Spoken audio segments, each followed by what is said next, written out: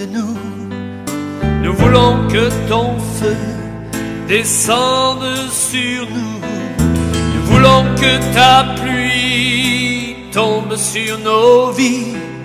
Nous voulons ta nuée pour nous envelopper. Nous t'élevons, ô Dieu.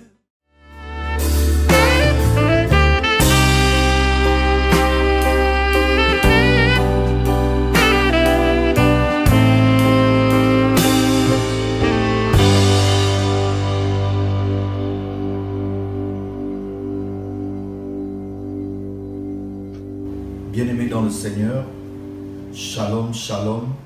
Alors nous voudrons dans le cadre de notre émission, Une parole pour toi, développer un thème qui nous croyons est très important pour les chrétiens et même pour les non-chrétiens.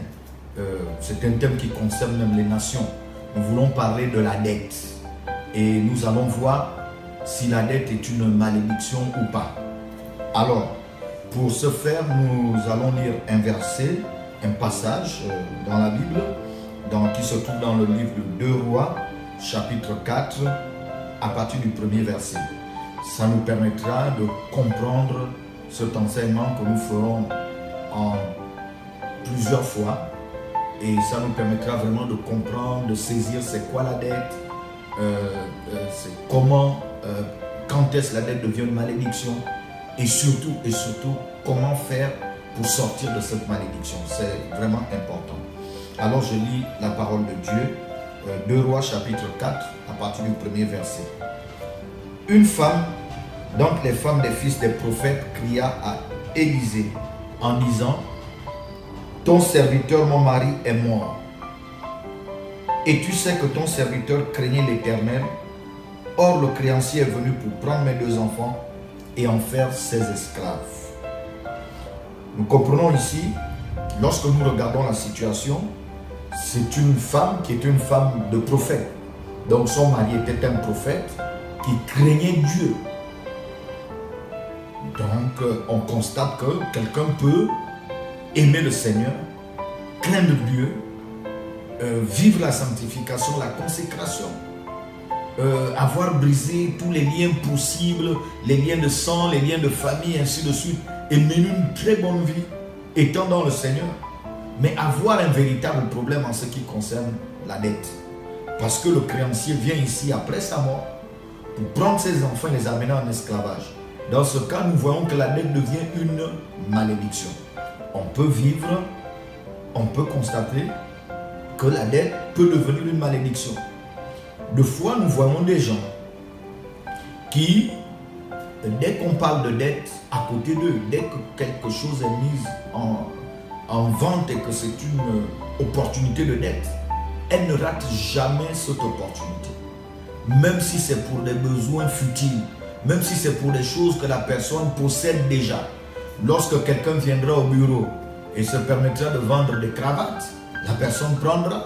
Quelqu'un d'autre arrive pour vendre des ceintures, même si elle en a 15-20 ceintures, elle prendra. En fait, la personne est toujours en train de dépenser en ce qui concerne, en prenant la dette. Tout ça parce qu'il y a des problèmes de malédiction par derrière. Et c'est très important de le comprendre. Je me souviens de cette histoire lorsque je travaillais dans le monde séculier. Il y a quelqu'un qui prenait la dette même pour les beignets, pour des gâteaux. Il s'endettait. Et ce qui se passait, c'est que la personne, quand le 15 arrivait et que la personne venait demander sa dette, cette personne allait se cacher dans les toilettes. Vous voyez, c'est une humiliation. Et là, dans notre cadre, dans notre contexte, dans ce texte, cette femme devait être humiliée parce que ses enfants allaient en esclavage. Il est important de comprendre qu'à des moments, des situations, la dette devient une malédiction. Donc, bien aimé, nous voulons constater qu'il peut arriver réellement que l'on puisse prendre une dette, nous développerons ça. Mais il y a des cas où la dette devient une véritable malédiction. Nous avons plusieurs exemples. Des gens qui n'arrivent pas à vivre sans s'endetter. Pour eux, la dette fait partie de leur vie. Et pourtant, ils veulent s'en sortir. Et pourtant, ils cherchent à s'en sortir. Et pourtant, des fois, ils prennent des résolutions en disant « J'arrête de prendre la dette ». Mais lorsque l'opportunité se posera, ils courront toujours. Il y a d'autres personnes où ça va plus loin. C'est-à-dire qu'ils s'endettent, par exemple, chez un boutiquier. Il va aller déposer même sa carte bancaire. Il y en a qui ont cette situation. Dépose sa carte bancaire. Et donc, c'est le boutiquier qui gère sa carte bancaire. Lui, il vient, il prend des dettes à des prix extraordinaires. Et des fois, il s'endette pour se réendetter. C'est vraiment des situations extraordinaires et difficiles.